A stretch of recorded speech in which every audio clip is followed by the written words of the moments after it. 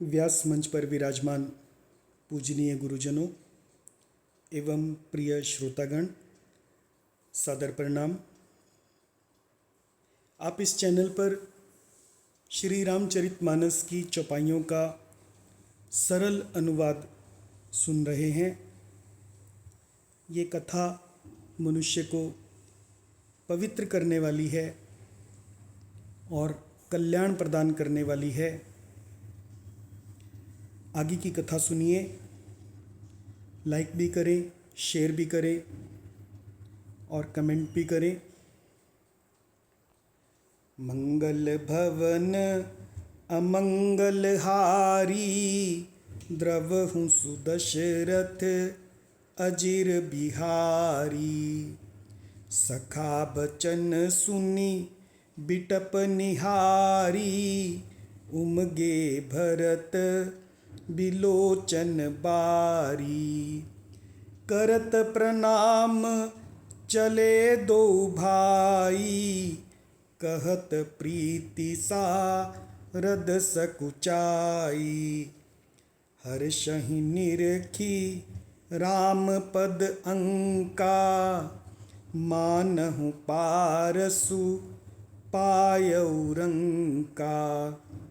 रज सिर धरि हिया नयन हिलावहीं, रघुबर मिलन सरिस सुख पावहीं। देखी भरत गति अकथ अतीवा, प्रेम मगन मृग खग जड़ जीवा।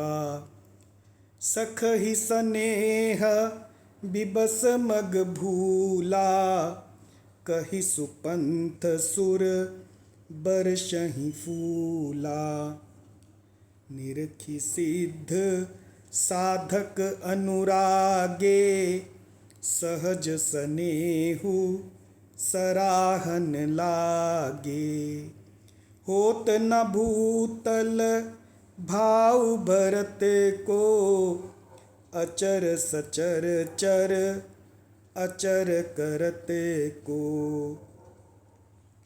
प्रेम अमिय मंदरु बिरहु, भरतु पयोधि गंभीर। मति प्रगटेउ सुर साधु हित, कृपा सिंधु रघुबीर। अब इन चौपाइयों का सरल अनुवाद सुने कि सखा बचन सुनी। अपने सखा के वचन सुनकर बिटप निहारी और उन वृक्षों को देखकर उमगे भरत बिलोचन बारी।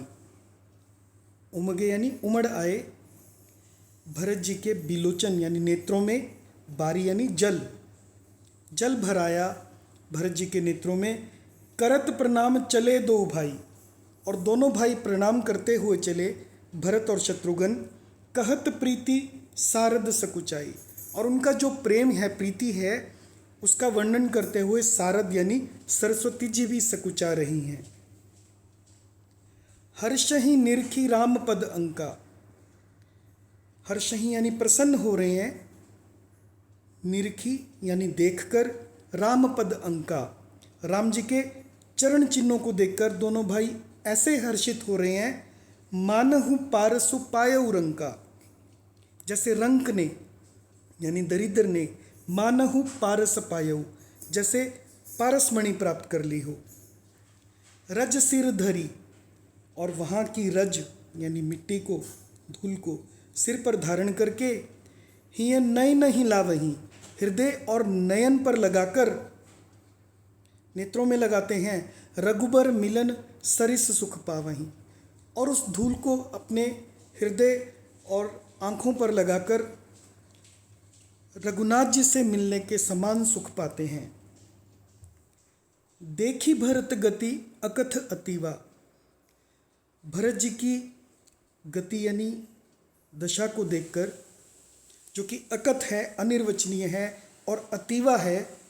प्रेम मगन मृग खग जड़ जीवा, जो मृग यानी पशु, खग यानी पक्षी और जड़ जीव आदि सभी प्रेम में मगन हो गए। सख ही सने बिबस मग भूला। और प्रेम के विवश होने से जो सखा निषाद राज रास्ता दिखा रहे हैं भरत और शत्रुघ्न को, सख ही सने बिबस, स्नेह से विवश होकर, मग भूला, रास्ता भूल गए, कही सुपंथ सुर बरसहीं फूला। और देवता रास्ता बताकर, सुपंथ सुंदर रास्ता बताकर, बरसहीं फूला, उन पर फूलों की वर्षा करते हैं। निरखि सिद्ध साधक अनुरागे। और भरत जी की इस प्रेम की स्थिति को निरखी यानी देखकर सिद्ध और साधक भी अनुराग से भर गए। सहज सने सराहन लागे, और उनके स्वाभाविक प्रेम को सराहना करने लगे। होत न भूतल भाव भरत को,